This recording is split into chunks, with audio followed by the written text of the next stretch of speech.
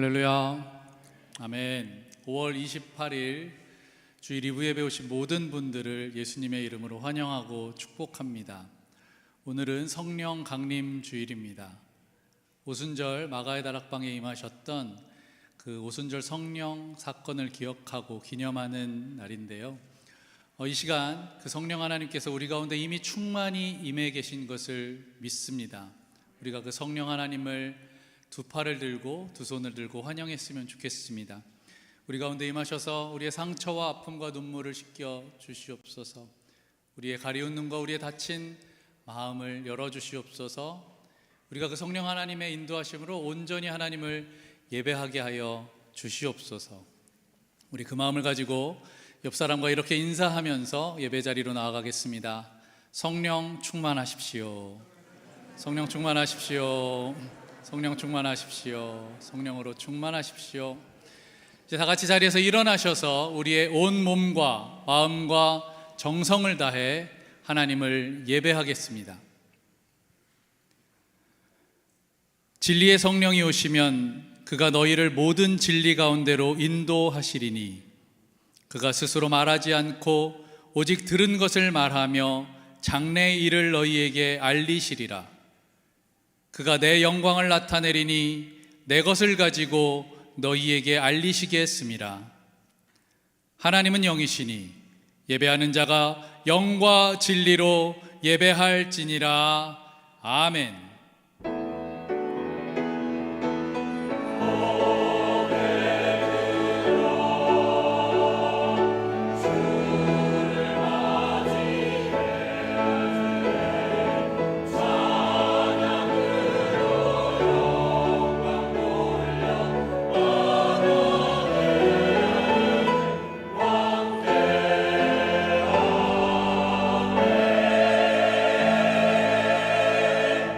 성부, 성자, 성령, 삼위일체 하나님께 찬송과 영광과 존귀를 올려 드립니다. 오순절날 마가의 다락방에 기도하던 초대 교회 성도들에게 임하셨던 성령님을 기억하면서 성령 강림 주일 예배를 드리오니 불과 같이 임하시는 성령님, 오늘도 우리에게 찾아오셔서 모든 죄와 불의를 소멸시켜 주시옵소서. 비둘기같이 임하시는 성령님, 우리 마음에 늘 함께 계셔서 겸손함과 온유함을 배우게 하여 주시옵소서. 바람같이 임하시는 성령님, 우리 마음에 임하셔서 거듭남의 비밀을 깨우쳐 주시옵소서. 성령의 감동으로 주님께 올려드리는 우리의 온전한 예배를 받아 주시옵소서. 주 예수 그리스도의 이름으로 기원하옵나이다. 아멘. 사도들의 신앙을 따라 우리의 신앙을 고백하겠습니다. 나는 전능하신 아버지 하나님 천지의 창조주를 믿습니다. 나는 그의 유일하신 아들 우리 주 예수 그리스도를 믿습니다. 그는 성령으로 잉태되어 동정녀 마리아에게서 나시고 본디오 빌라도에게 고난을 받아 십자가에 못 박혀 죽으시고 장사된 지 사흘 만에 죽은 자 가운데서 다시 살아나셨으며 하늘에 오르시어 전능하신 아버지 하나님 우편에 앉아 계시다가 거기로부터 살아있는 자와 죽은 자를 심판하러 오십니다. 나는 성령을 믿으며 거룩한 공교회와 성도의 교제와 죄를 용서받는 것과 몸의 부활과 영생을 믿습니다. 아멘.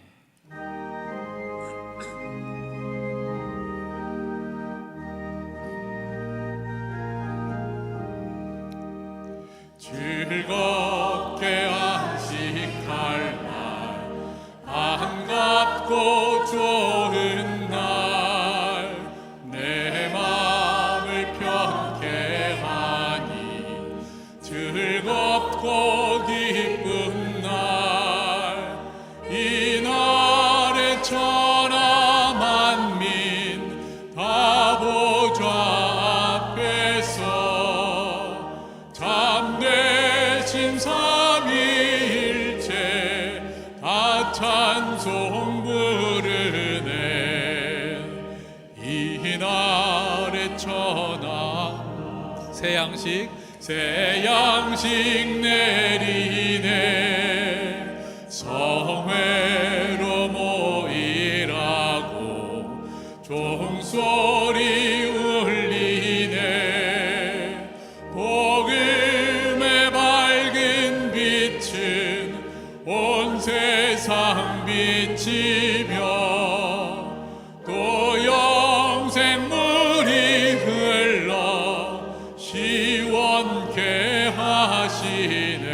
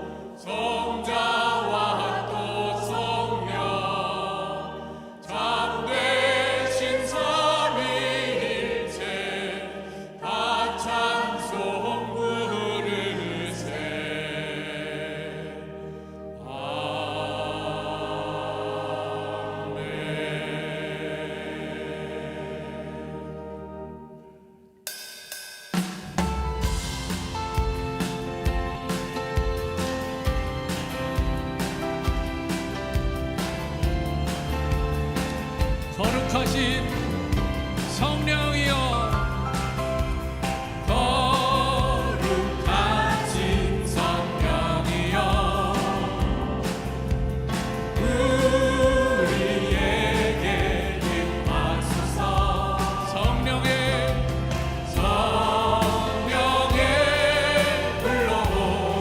불러오셔서 세상 업된 마음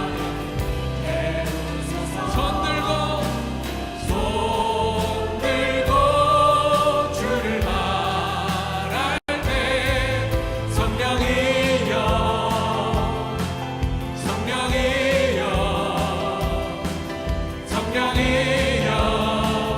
임하소서 거룩하신 성령이여 거룩하신 성령이여 우리에게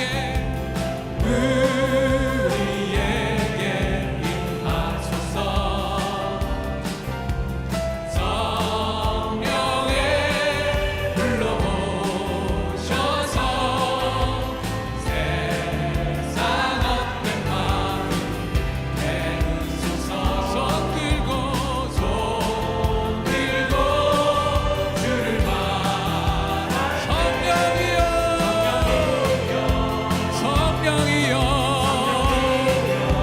성령이여 임하소서 손 들고 주를 말할 때 성령이여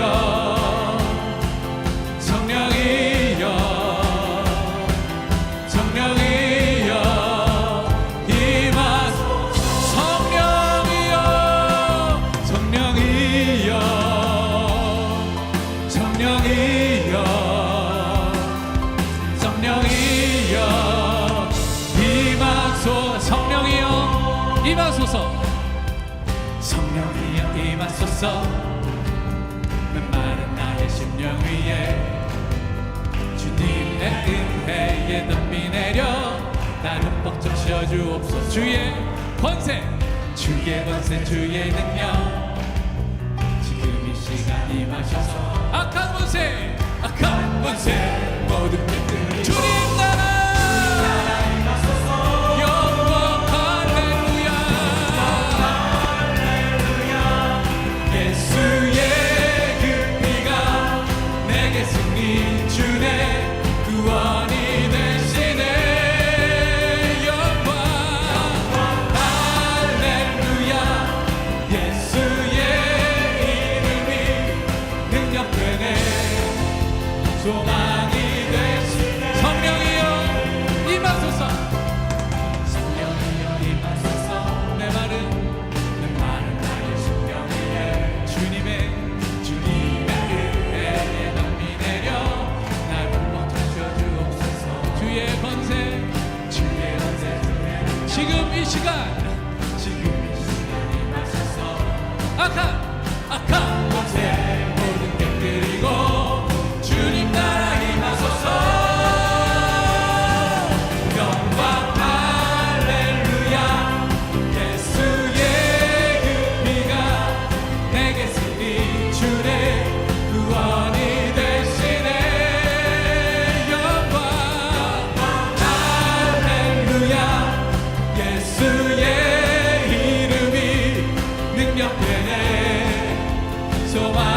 한번 고백합시다.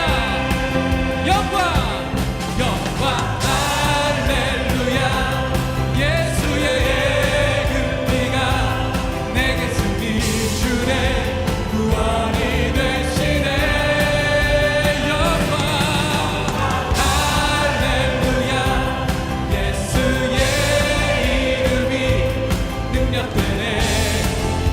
소망이 되시네. 우리 자 큰 박수로 하나님 앞에 영광 올려드립시다. 우리의 구원 되시고 우리의 능력 되시고 우리의 소망 되신 주님을 찬양합니다. 할렐루야. 아멘. 자리에 앉으셔서 계속해서 함께 찬양하시겠습니다.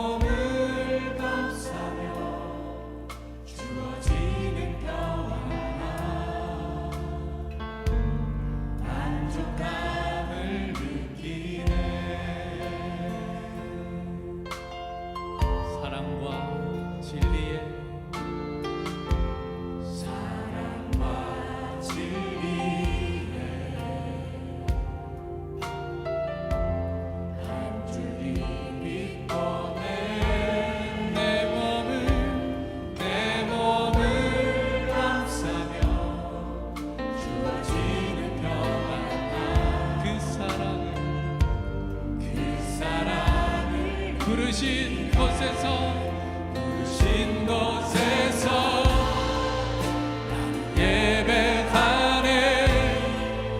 어떤 상황에도 나는 예배하네. 부르신 곳에서 나는 예배하네.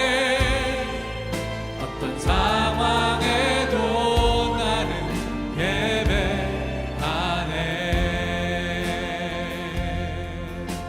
사랑과 진리의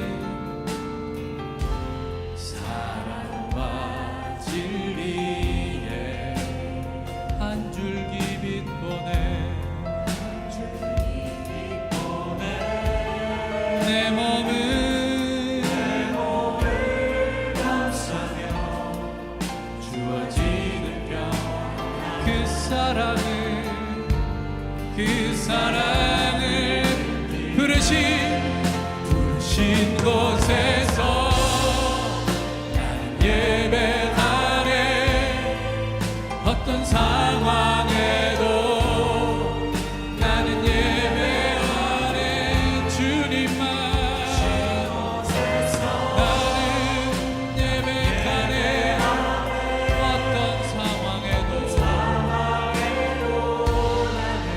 예배. 내가 걸어갈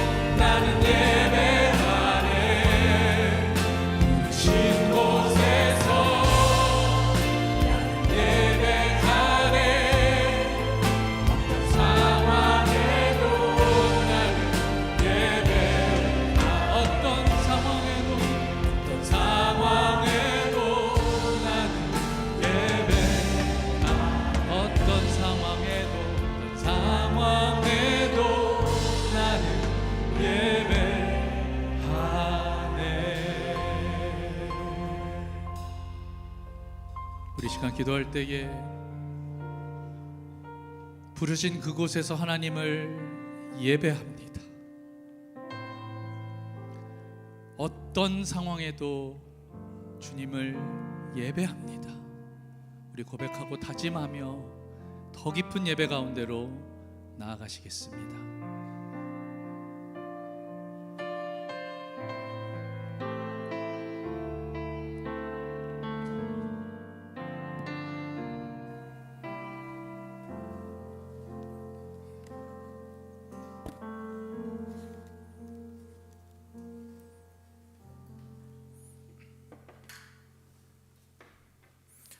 천지의 모든 것을 창조하시고 계획하신 하나님, 저희들에게 예배를 허락하심을 감사드립니다.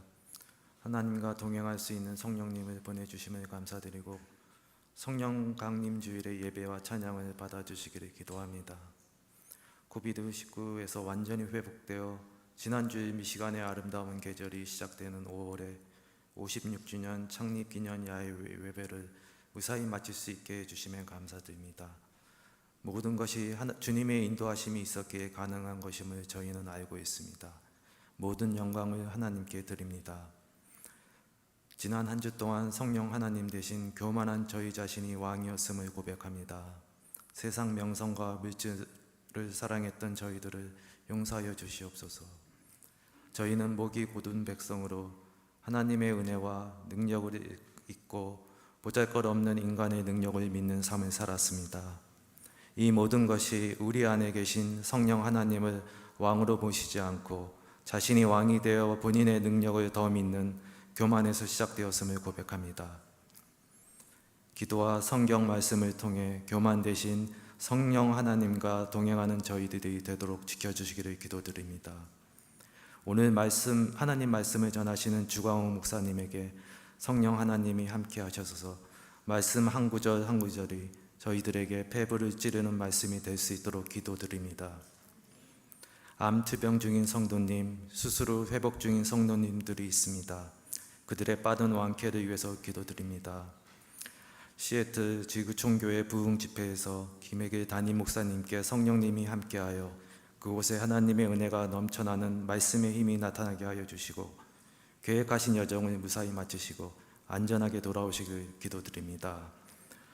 금년 여름 많은 청소년 행사 준비와 진행에 수고하시는 분들이 영육간에 강건하도록 기도드립니다. 자라나는 청소년들이 한국인 정체성과 문화를 잊지 않기 위해서 수고하시는 한국문화학교 교사분들에게 하나님의 격려가 함께 하시길 기도드립니다. 목장 모임의 목자님들의 수고에 하나님의 손길이 함께하여 그들이 시험에 빠지지 않고 모든 목자 가정이 하나님의 은혜가 넘치는 통로가 되기를 기도드립니다. 내일 월요일은 메모리얼 데이입니다. 73년 전 이름도 들어본 적이 없는 대한민국을 지키기 위해 머나먼 타국에 와서 젊은 생명을 바친 분들의 희생이 바탕이 되어 폐허에서 재건이 시작된 작은 대한민국이 지난 70년이 지난 이제는 기술강국, 문화강국의 선진국이 되었습니다. 고귀한 생명을 바치신 모든 분들과 그 가족들에게 하나님의 위로와 축복이 항상 같이 하시기를 기도드립니다. 이 모든 기도 살아계신 예수 그리스도의 이름으로 기도드립니다. 아멘.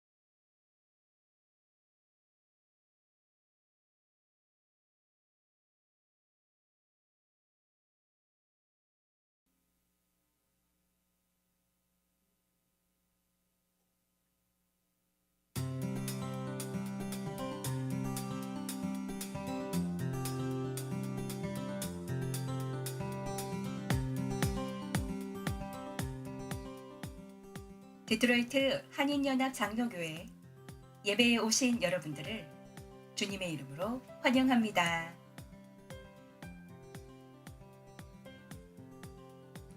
교육부 관련 소식을 나누고 기도 제목을 나누며 아이들을 위해 기도하는 5월 PPM 모임이 오늘 2부 예배 직후 초등부 예배실에서 있습니다. 학부모님들의 많은 관심과 참여를 부탁드립니다. KPCMD 여름성경학교가 6월 19일부터 23일까지 스텔라 샤인 지저스 라이트이라는 주제로 3세부터 5학년 학생들과 함께 하게 됩니다.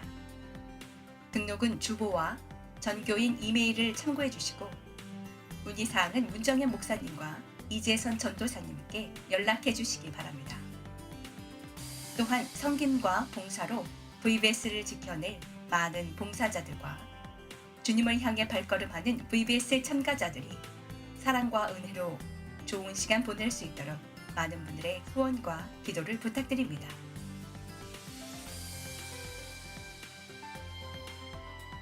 저희 교회는 얼마 전 노바이에 위치한 오크포인트 교회로부터 한국인 초신자들과 비신자들을 위해 사용할 한국어 성경책 지원을 부탁받았습니다. 주님께 나아오고자 하는 많은 분들을 위해 사용하지 않는 개역 개정판 성경을 지하 도서실에 도네이션 해주시기 바랍니다.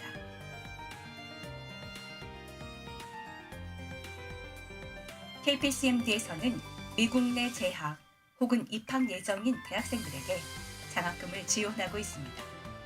관심이 있으신 분들은 장학금 신청서를 교회 웹사이트에서 다운받아 작성하신 후 장학위원회에 이메일로 제출해 주시기 바랍니다.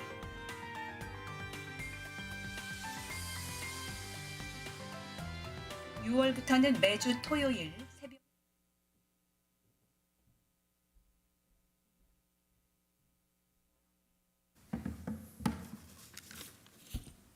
6월부터는 매주 토요일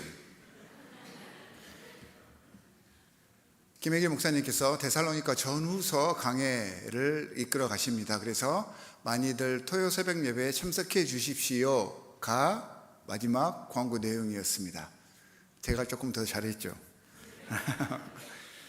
오늘 우리와 함께 예배를 드리시는 새로 오신 분들이 계십니다. 홍성희 성도님의 그 부모님 되시는 홍영태, 최춘옥 성도님 한번 일어서 주시기 바랍니다. 이쪽에 계십니다. 잘 오셨습니다. 반갑습니다. 자, 이주에서 오신 김하진, 임희영 성도님 어디 계십니까? 저쪽에 계십니다. 잘 오셨습니다. 환영합니다. 그리고 이유진 성도님 저쪽에 계십니다. 환영합니다. 자, 새로 오신 분들 그냥 가시지 마시고 예배 끝나면 아래층에 가면 세교실이 있습니다. 세교실에서 같이 식탁 공동체 식사도 나누시고 우리 다른 교인들은 식사 못 하시거든요. 새로 오신 분들 내려오셔서 같이 식사하시고 교제 나누시고 돌아가시기 바랍니다. 자, 이 시간은 봉헌을 위해서 기도하도록 하겠습니다. 사랑의 하나님, 세상을 살아가면서 주님의 은혜가 아닌 것이 하나도 없음을 느낍니다. 그 은혜가 너무 고마워서 기쁘고 자원하는 마음으로 주님께 예물을 바칩니다. 단순한 물질이 아닙니다. 주님께 향한 우리의 마음이며 즐거운 헌신이기를 바랍니다. 이 예배를 통해 온전히 주님과 하나 되기를 간절히 소원합니다. 이 예물이 쓰이는 곳곳마다 주님의 영광만이 드러나게 하여 주시옵소서. 우리를 구원하신 주 예수 그리스도의 이름으로 기도하옵나이다. 아멘. 이 시간은 주님의 말씀과 만나는 시간입니다. 우리 모두 함께 일어나셔서 오늘 우리에게 주신 하나님의 말씀 로마서 1장 14절부터 17절 말씀 한 목소리로 합독하도록 하겠습니다. 우리 함께 같은 목소리로 읽겠습니다. 나는 그리스 사람에게나 미개한 사람에게나 지혜가 있는 사람에게나 어리석은 사람에게나 다 빚을 진 사람입니다. 그러므로 나의 간절한 소원은 로마에 있는 여러분에게도 복음을 전하는 일입니다. 나는 복음을 부끄러워하지 않습니다. 이 복음은 유대 사람을 비롯하여 그리스 사람에게 이르기까지 모든 믿는 사람을 구원하는 하나님의 능력입니다. 하나님의 의의가 복음 속에 나타납니다. 이 일은 오로지 믿음에 근거하며 일어납니다. 이것은 성경에 기록한 바 의인은 믿음으로 살 것이다 한 것과 같습니다. 아멘. 주님의 말씀입니다. 우리 좌우 양옆에 계시는 분들과 함께 즐겁게 인사하고 앉으시겠습니다. 안녕하세요. 환영합니다. 사랑합니다. 잘 오셨습니다. 정말 잘 오셨습니다. 환영합니다. 사랑합니다.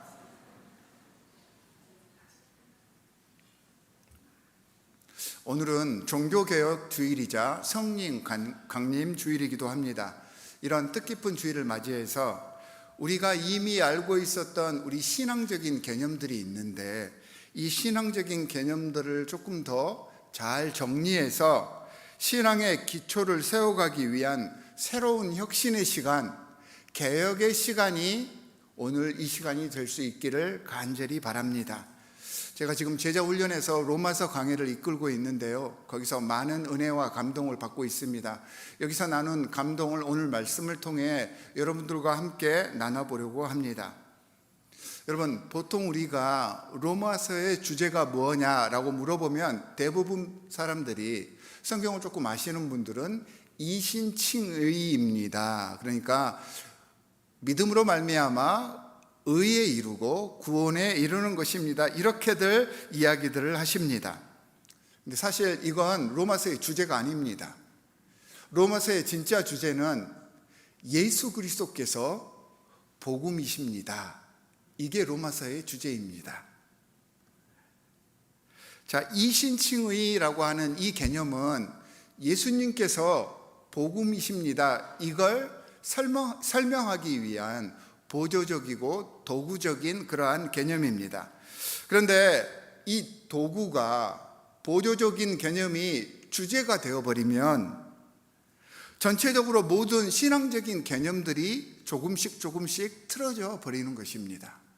그래서 말씀을 읽을 때에는 그 말씀의 주제가 무엇인지를 바로 알고 하나님께서 이 말씀을 통하여서 우리에게 전하시고자 하시는 바가 무엇인지를 올바로 알아서 그리고 그 말씀을 묵상하는 게 굉장히 중요합니다. 오늘은 말씀을 통해서 우리가 그냥 알고 있는, 습관적으로 알고 있는 것이 아니라 성경에서 말하는 중요한 개념인 복음에 대해서 이야기를 나눠보려고 합니다. 성경에서 말하는 복음에 대해서 우리가 정의를 새롭게 하게 되면요, 하나님 나라, 믿음, 회개, 구원에 대한 여러 가지 많은 개념들이 훨씬 더 온전하게 여러분들 삶 속에서 드러나게 되는 것입니다. 그냥 우리가 알고 있었던 것들에 대한 복습이 아니라 우리의 영적인 그리고 신앙적인 시각을 확장시키는 이 시간이 될 수 있기를 기도합니다.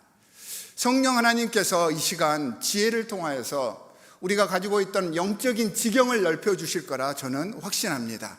그 성령 하나님께서 임재하심을 믿으시기를 주 예수 그리스도의 이름으로 간절히 축원합니다. 자, 우리가 로마서를 읽을 때에는 오래전 로마 교회 성도들에게 사랑하고 안타까운 마음으로 글을 보낸 바울의 편지로서 이 로마서를 먼저 읽을 수 있어야 합니다. 그런데 자꾸 이 말씀을 지금 당장 나를 만족시키기 위한 하나님의 말씀으로만 읽으려고 합니다.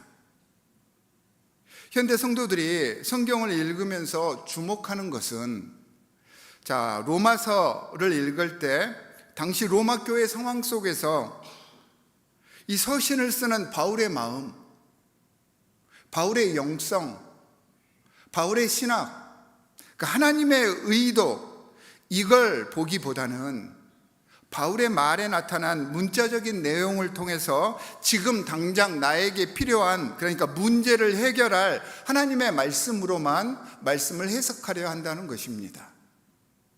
여기에 문제가 있습니다. 여러분, 이런 해석은 상황에 따라서 달라지겠죠.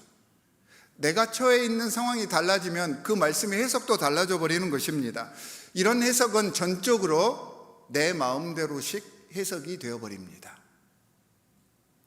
바울의 말을 재료로 삼기는 했지만 실제로 조리되어 나온 음식은 내 생각 그 이하도 그 이상도 아닌 것이 되어버립니다. 본문의 이름으로 내 생각을 그냥 발견한 것일 뿐이라는 말입니다.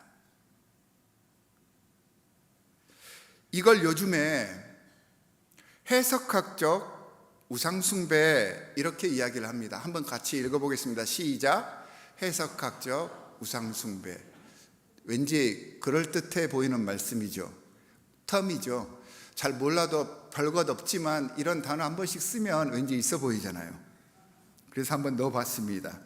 내 마음대로 성경을 해석하고 내가 만든 은혜를 받는 것에, 내가 만들어 놓은 그 은혜를 받는 것에 만족하고 익숙하다, 이런 이야기입니다.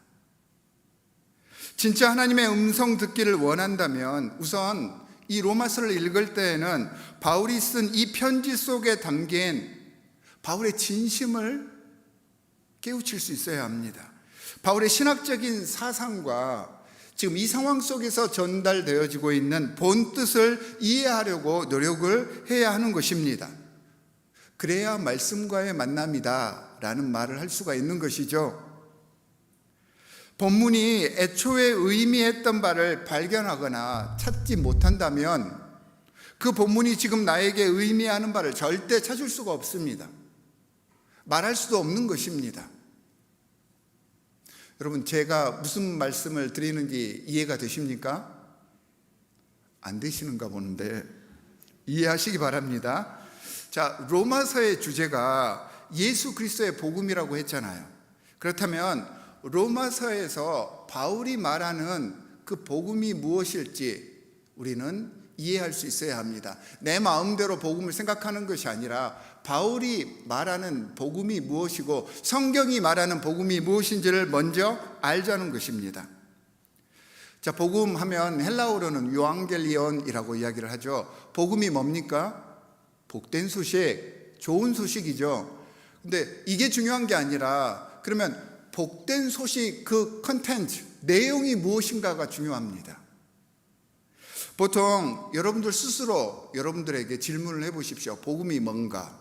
그러면 대부분 이렇게들을 생각합니다.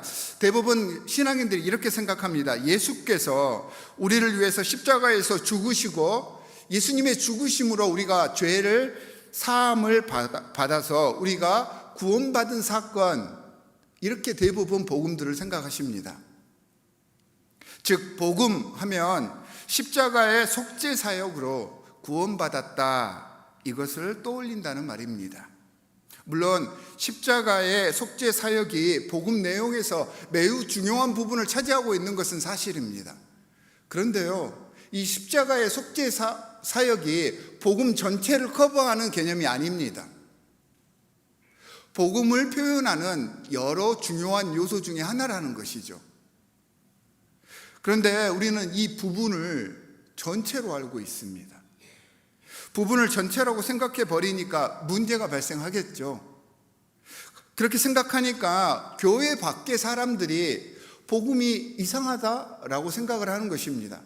저 사람들의 행동이 상식적이지 않구나, 이렇게들 이해를 할 수밖에 없는 것입니다. 이걸 예로 들어보면 요즘 스마트폰 정말 잘 되어 있잖아요. 요즘 스마트폰은 그냥 전화기가 아니잖아요. 전화기의 역할을 하는 작은 컴퓨터입니다.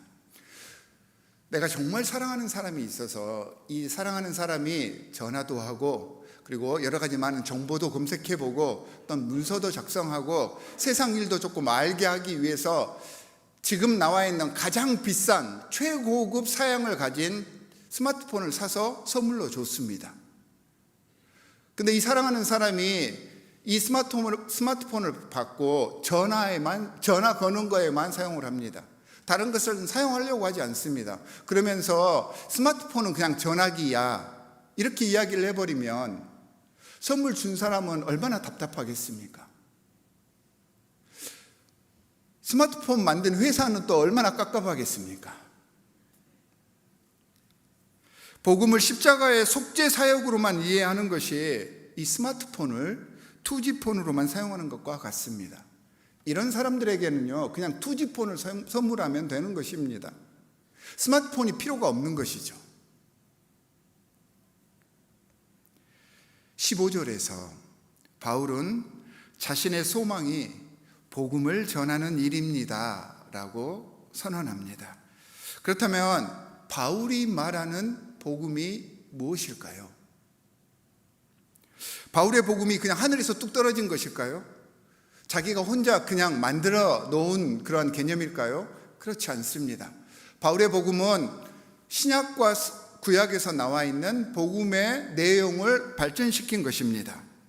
대표적인 성경 속에서의 복음에 대해서 이렇게 이야기가 되어 있습니다. 화면이 잘못 나왔습니다. 자, 성경 속에서의 복음, 자, 누가복음 4장 43절에 이렇게 이야기를 합니다. 그러나 예수께서 그들에게 말씀하셨다. 다 같이 읽어보겠습니다. 시작.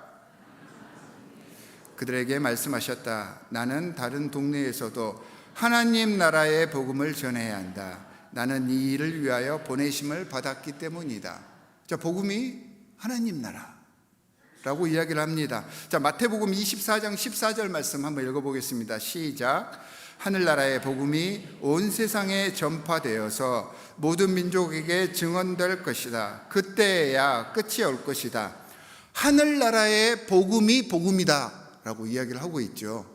이게 신약 성경에서 나오는 복음의 정의입니다. 그러면 그 이전 구약에 나와 있는 복음은 무엇일까요? 이 구약에 나와 있는 복음 사상을 가장 대표적으로 이야기를 해주는 게 이사야서 52장 7절의 말씀입니다. 우리 함께 읽어보겠습니다. 시작.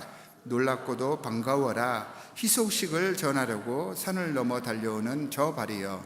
평화가 왔다고 외치며 복된 희소식을 전하는구나. 구원이 이르렀다고 선포하면서 시온을 보고 이르기를 너의 하나님께서 통치하신다 하는구나. 자, 복음에 대해서 확실하게 증거를 하고 있습니다.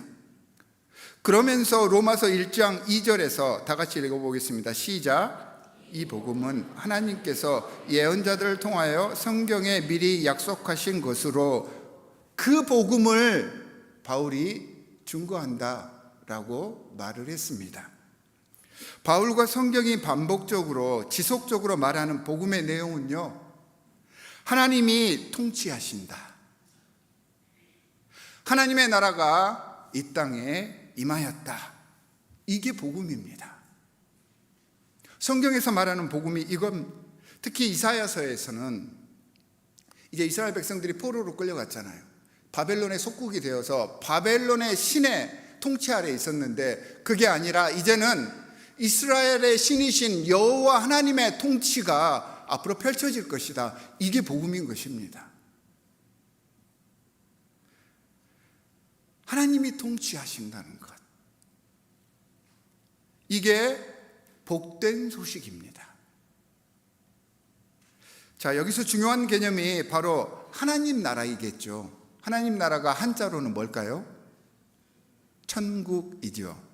하나님 나라, 천국 하면 우리 기독교인들이요, 수시로 접하는 용어가 되었습니다. 그래서 많은 기독교인들이 이 하나님의 나라, 천국에 대해서 잘 알고 있다고들 생각들 합니다. 하지만 완전히 모르지는 않겠지만 엄밀하게 말하면 성경적으로 제대로 이해되지 않은 채 사용되는 용어 중에 하나가 이 하나님의 나라, 천국이라는 개념입니다. 사람들이 자꾸 하나님 나라라고 하면요, 공간적인 개념으로 이해하려고 합니다. 왜 그런지 아세요? 이 나라라는 단어 때문입니다. 죽은 후에 가는 곳, 장소, 시간의 흐름에 따라서 잠깐 머물러 있는 공간, 이렇게 이해를 하려고 하는데 성경에서 이야기하는 나라라는 개념은요, 공간을 의미하는 단어가 아닙니다. 현대에 사는 우리는 나라라고 하면 영어로 country, nation, state 이런 단어가 떠오르잖아요. 공간이 없는 나라가 없잖아요. 영토가 없는 나라를 상상하기 힘들잖아요. 그래서 우리는 나라 하면 공간적인 개념으로 나라를 생각합니다. 특히 민주주의 체제 속에 살고 있는 우리는 나라라고 하면 국민, 그리고 주권, 영토를 생각하기 때문에 이 나라라는 단어가 나오면 반드시 공간적인 영역을 떠올리게 되어 있습니다. 근데 문제는 우리가 생각하는 나라라는 단어가 중요한 게 아니잖아요. 성경에서 말하는 나라가 중요한 것이잖아요. 성경에서 말하는 나라라는 개념은 우리랑 완전히 다릅니다. 신약 성경 하면 이미 2000년 전에 세상이죠. 구약은 그보다 더 오래된 3000년, 4000년 전에 그러한 사회를 이야기를 합니다. 구약에서는요, 히브리어로 나라를 멜렉라고 합니다. 이 멜렉라는 단어가 가장 잘 나타나 있는 게 블레셋의 왕을 아비멜렉이라고 합니다. 아마 들어보셨을 것입니다. 이게 구약에서 이야기하는 그 나라의 개념입니다. 그리고 구약과 신약에 나와 있는 나라라는 개념을 영어로는 어떻게 번역을 했냐면 country, nation으로 번역하지 않았습니다. 뭐라고 번역했냐면 kingdom이라고. 하나님 나라 그러면 kingdom of heaven 맞나요? 뭔가가 좀 이상한 것 같은데, 자, 그럼 kingdom으로 해석을 합니다. 자, kingdom이라는 단어가 성경에서 말하는 나라의 개념입니다. 그러니까 왕이 다스리는, 왕이 통치하는 이런 뜻이 구약과 신약에서 나라의 개념입니다. 구약과 신약의 나라라는 개념은 그래서 왕이라는 단어에서 파생된 그런 단어입니다. 국가의 정체성을 결정하는 것이 왕이라는 것이죠. 그래서 하나님 나라 하면 하나님이 왕이 되시고 하나님이 주인이 되시는 이런 뜻입니다. 그러니까 하나님 나라 하면요, 하나님께서 주인이 되시는 모든 상태, 그게 하나님의 나라가 되는 것입니다. 그래서 하나님 나라 하면 그곳이 어디냐, 이게 중요한 게 아닙니다. 누가 주님이신가, 누가 주인인지, 누가 왕인지 여기에 더 주목을 해야 하는 것입니다. 자, 바울 시대 사람들, 초대교회 사람들, 구약의 사람들은요, 이 복음에 대해서 따로 저처럼 여러분들에게 나라가 이렇게 다릅니다라는 것을 설명을 할 필요가 없었습니다. 그래서 이 사람들은 복음 이렇게 이라는 말이 나오면 하나님이 다스리신다, 이렇게들 다 이해를 하고 있었던 것입니다. 자, 성경이 복음에 대해서 이렇게 이야기를 한다면 우리는 복음에 대해서 어떻게 이해를 해야 합니까? 성경대로 이해를 해야 되죠. 그럼 복음은 하나님이 다스린다는 소식입니다. 따라서 해보십시오. 복음은 하나님이 다스린다는 소식입니다. 우리가 생각했던 것과는 조금 다르죠. 그런데 이게 성경에서 말하는 복음입니다. 자, 그럼 복음서에서 말하는 이 복음과 바울이 말하는 복음이 약간 다릅니다. 어떻게 다르냐면 복음서에서는 하나님의 나라가 복음이라고 이야기를 합니다. 근데 바울 서신서, 그러니까 바울의 신학에서는 예수 그리스도가 복음입니다, 이렇게 표현을 합니다. 이게 다른 뜻이 아니고요, 같은 뜻인데 의미가, 표현이 조금 다른 겁니다. 바울은 예수 그리스도의 사역과 사명이 하나님의 나라를 대변한다라고 생각을 했었습니다. 그래서 하나님 나라 대신에 예수 그리스도가 복음입니다라고 설명을 했던 것입니다.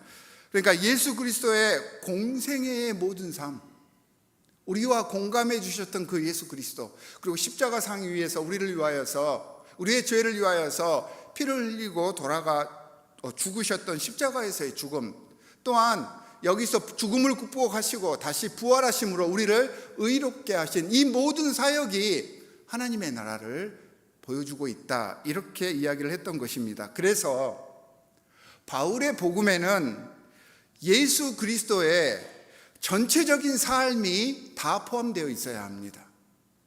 부분적인 삶이 아닙니다. 우리가 지금까지 이해했던 것처럼 예수 그리스도의 십자가의 속죄로 구원받은 일만을 복음이라고 한다면 이 정의 속에는요, 예수 그리스도의 공생애와 예수 그리스도의 부활의 개념이 생략이 되어버린 것입니다.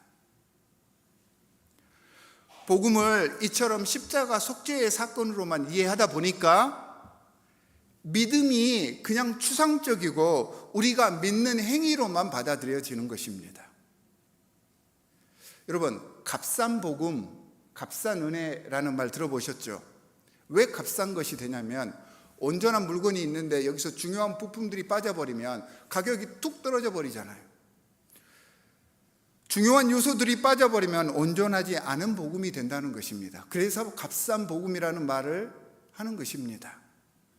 단순한 십자가의 속죄가 아니라 예수 그리스도와 예수 그리스도의 모든 사역, 그러니까 하나님의 나라를 이 땅에 이루려는 예수 그리스도의 전 생애가 복음이라는 개념 속에 포함되게 되면 믿음을 정의하는 방식도 당연히 바뀌어야 되겠죠. 단지 예수님이 십자가에서 죄인인 나를 대신해서 죽으셨고 그러므로 죄에서 건져주셨다는 사실을 받아들이고 믿는 것만이 믿음이다, 이렇게 말할 수가 없습니다. 만약에 그렇게 믿음을 정의해 버리면요, 내가 믿는 행위가 믿음이 되어버리기 때문입니다. 그러니까 우리가 믿고 우리가 결정하는 것, 이게 믿음이 되어버리죠. 너무 개인적이고 추상적입니다. 그리고 이런 믿음 속에는 속죄의 의미만 나타나지 예수 그리스도의 공생애와 부활의 의미가 포함되어 있지 않은 것입니다. 그리고 이런 믿음은요, 내가 지금 받아들인 이 믿음이 진짜 믿음인지 어떻게 알 수 있어요? 누가 그걸 판단하는 거예요? 이런 믿음 속에서는 모든 결정과 결단의 판단 기준이 내가 되어버립니다. 내가 믿는 것이 진리가 되어버립니다. 너무 주관적이잖아요. 주관적인 신앙은 굉장히 위험하죠. 하지만 복음이 예수님 생애 중에 십자가의 구속만이 아니라 예수의 전 생애를 포함하는 개념이라면, 그래서 예수님이 상징하는 하나님의 나라, 즉 하나님이 우리의 주님이 되심을 받아들이고 그러므로 주님과 동행하며 주님의 영향력 아래 놓이게 되었다, 이것을 의미하는 것이라면 믿음의 정의가요, 하나님의 통치를 받아들인다 혹은 하나님을 내 주인 삼겠다, 이게 믿음의 정의가 되는 것입니다. 믿음은, 따라서 해보십시오. 믿음은 하나님의 통치를 받아들인다, 하나님을 내 주인 삼겠다, 이게 믿음이 되는 거예요. 하나님의 통치, 그러니까 예수님의 전 생애를 받아들인다는 것은 그가 통치하심을 머리로만 믿는다는 게 아니잖아요. 그분이 내 삶에 통치하게 되고 나의 주인을 삼았다면 내가 그분의 영향력 안에 들어가야 되는 거잖아요. 그래서 믿고 그분이 통치하시게끔 나를 내어드리는 것이 믿음이 되는 것입니다. 그래서 믿음은 행함과 뗄 수가 없는 거예요. 이게 성경적 의미의 믿음입니다.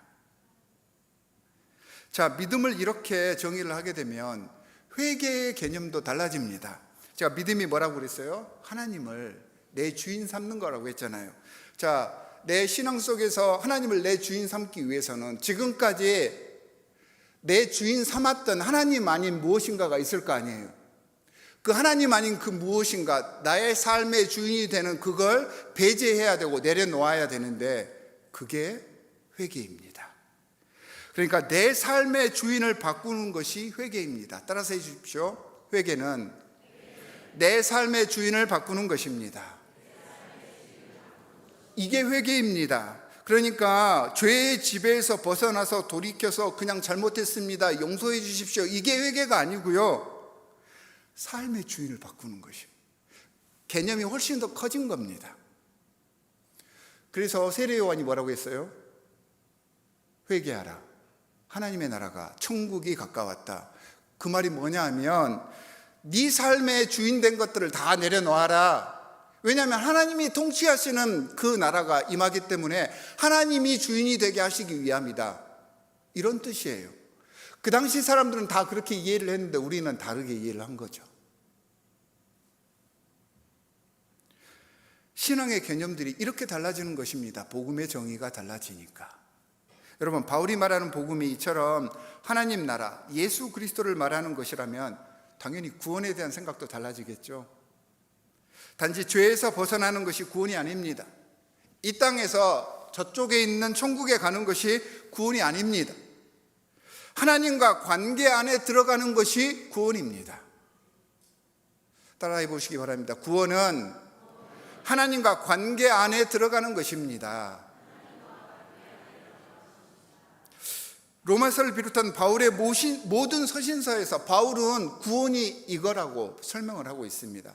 내가 하나님을 창조주로 예수 그리스도를 구세주로 내 마음속에 받아들이는 순간 우리는 구원의 과정, 구원의 프로세스 속에 들어가게 되는 것입니다. 이게 우리가 구원받았다 확신할 수 있는 근거가 된다는 것입니다. 하지만 이 구원의 완성은요, 내가 하는 게 아닙니다. 구원의 완성은 하나님을 얼굴과 얼굴로 대하여 볼 때 이루어지는 것입니다. 구원의 결과는 전적으로 누구에게? 하나님께 달려있는 거잖아요. 구원의 주권은 하나님께 있는 것입니다. 그래서 바울은요, 자기의 서신서 중에 이러한 이야기를 굉장히 많이 합니다. 자신과 신앙인들을 경주자로 표현을 많이 합니다. 자신의 목표, 영광된 순간, 하나님께서 그 마지막을 결정하기 전까지는 자신은 매진해서 앞으로 전진하겠다는 것이죠. 경주자의 삶을 살겠다는 것입니다. 이 글을 쓰고 바울이 서신서를 쓸 때는 바울이 살아 있었잖아요. 자신도 아직 끝나지 않았고 결승점을 향해서 지금 전진하고 있는 중입니다. 신앙인들은 그런 사람들입니다 라는 의미로 경주자라고 했던 것입니다. 우리가 구원의 완성을 할 수 있는 것이 아닙니다. 그 의미가 포함되어 있는 것입니다. 오직 구원의 주권은 하나님께 있고, 그래서 경주자처럼 주님을 다시 만나볼 그때까지 정진해서 나는 달려가고 있습니다. 여러분들도 그렇게 하십시오 라고 바울이 이야기하고 있는 것입니다. 자, 계속해서 복음에 대한 이야기가 로마서 오늘 본문에서도 이어집니다. 로마서 1장 16절에 복음을 다시 한번 정의를 하는데요, 복음은 모든 믿는 사람을 구원하는 뭐라고요? 노란 글씨 시작, 하나님의 능력입니다. 우리가 생각하는 복음의 생각과 좀 다르잖아요. 그럼 하나님의 능력이 뭘까요? 어떤 능력을 이야기를 하는 것입니까? 우리는 죄 많고 연약하고 삐뚤어졌고 정말 부족하지만 하나님께서 그럼에도 불구하고 우리를 사랑해 주신다는 겁니다. 우리를 끝까지 인내해 주신다는 것입니다. 하나님의 사랑, 하나님의 인내, 하나님의 신실하심이 하나님의 능력입니다. 이 하나님의 능력이 우리에게 복음인 것입니다. 그리고 이 하나님의 능력이 하나님의 의가 됩니다. 그러면서 이제 17절 말씀이 의인은 믿음으로 살 것이다 라는 부가 설명이 주어진 것입니다. 이 복음 속에는 하나님의 의가 나타나서 그 의로 인해서, 하나님의 사랑으로 인해서 우리도 그 능력에 힘입어 의로워지게 되고 살게 되었다, 이런 뜻이죠. 그냥 우리가 믿는다는 행위로 살게 되었다는 말이 아니잖아요. 의인은 믿음으로 말미암아 살 것이다, 이 뜻은요, 한번 잘 들어보십시오. 하나님과 관계 안에 들어가서 하나님의 사랑하심과 신실하심을 느끼고 감사하게 되는데, 그 감사하게 되는 것이 우리의 의의가 되는 것이고요, 이런 의인이 하나님이 통치하시는 삶, 하나님이 주인이 되시며 그분께 주인의 자리를 내어드리는 삶을 살게 되니, 이런 의인들을 통해서 하나님의 나라가 점차 확장되어 가는 것입니다. 이 뜻인 것입니다.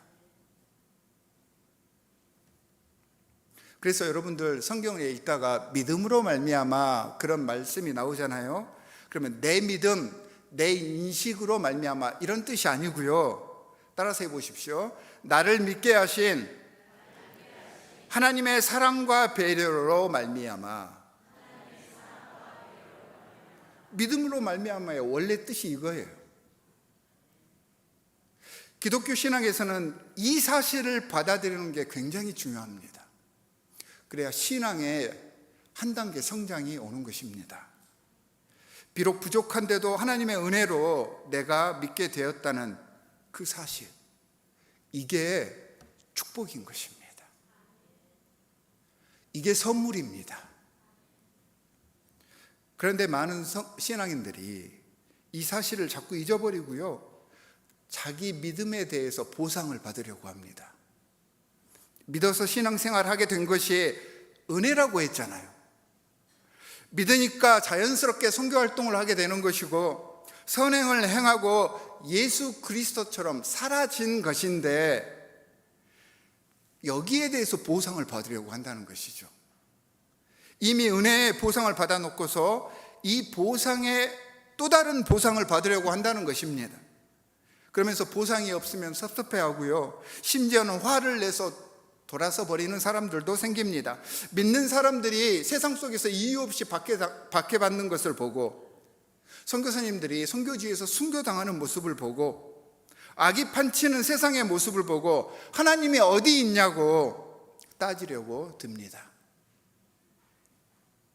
보상을 바라는 심리 때문인 것입니다. 하지만 하나님을 진실로 믿는 자들에게 믿음 그 자체가 은혜라고 했잖아요. 그렇기 때문에 은혜 이후의 삶은 덤으로 사는 것일 뿐입니다.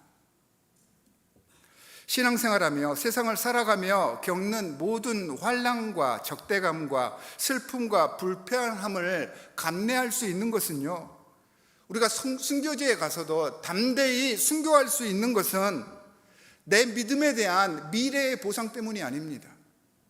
단지 천국 가기 위함이 아닙니다. 그저 하나님께서 나를 사랑해 주신 그 은혜에 대한 감사입니다. 이 감사에 대한 감격스러운 우리의 응답일 뿐입니다.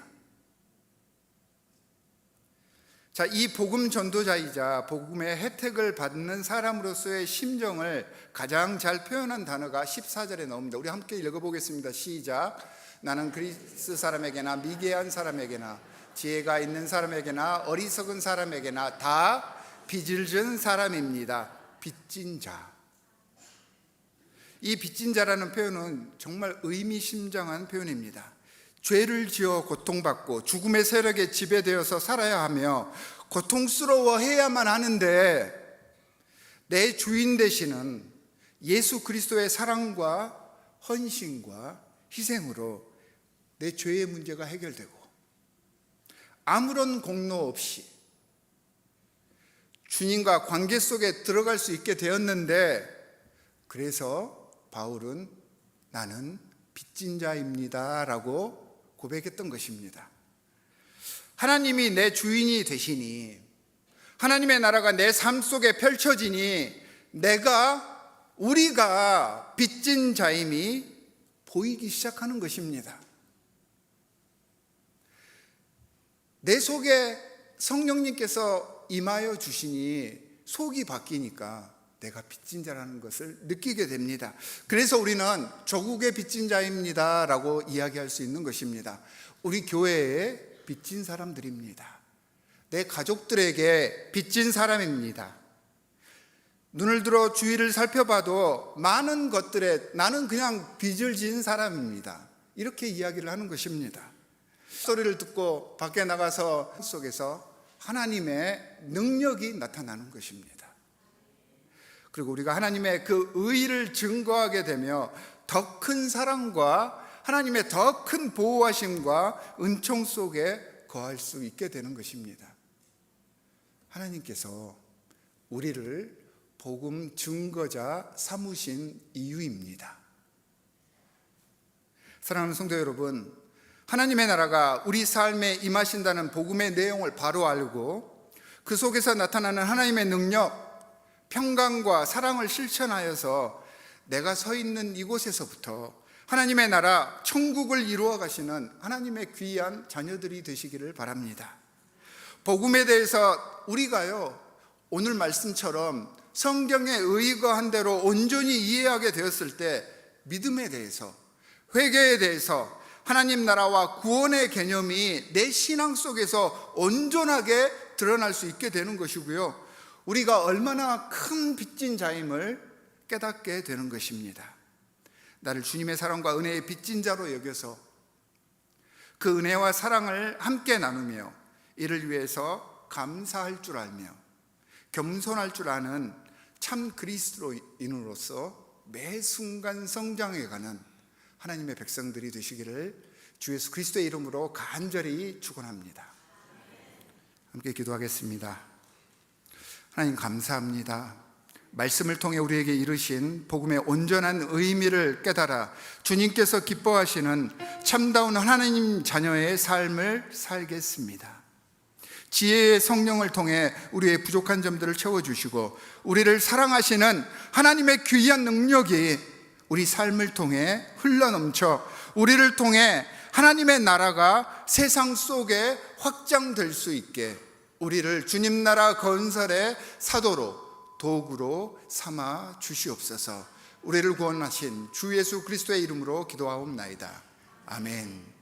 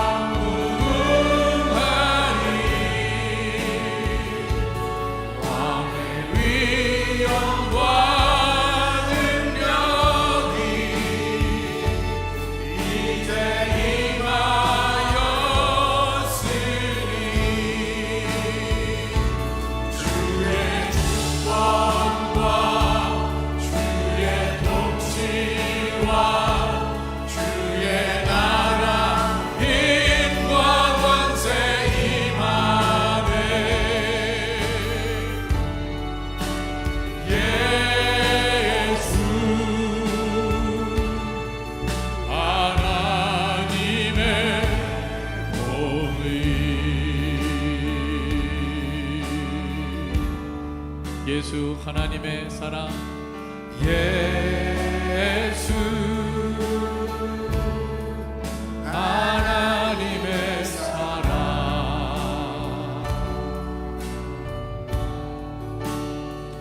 주 은혜와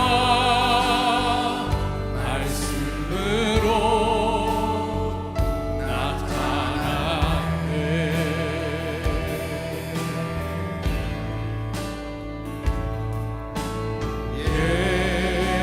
예수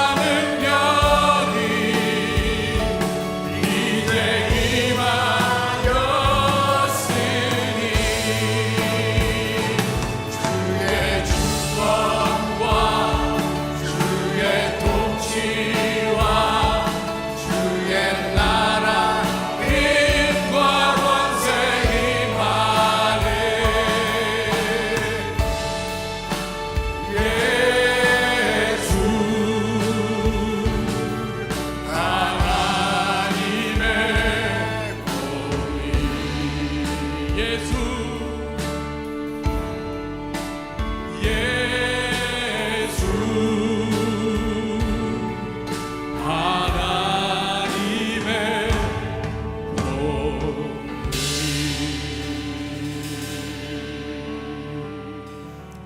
이제는 우리를 위해 이 땅에 오셔서 물과 피를 다 쏟아주신 예수 그리스도의 무한하신 은혜와 독생자 예수 그리스도를 이 땅에 보내시고 가슴 아파하셨던 하나님 아버지의 간절하신 그 사랑과 우리 안에서 하나 되게 하시는 성령님의 감화 감동하시는 역사하심이 이제는 복음의 의미를 바로 알아서 우리 삶 속에 아름다운 하나님의 나라를 건설하기를 서원하는 이 자리에 모인 모든 예배자들과 그들의 가정 위에 지금부터 영원까지 함께 하시기를 간절히 축원하옵나이다. 아멘. 예수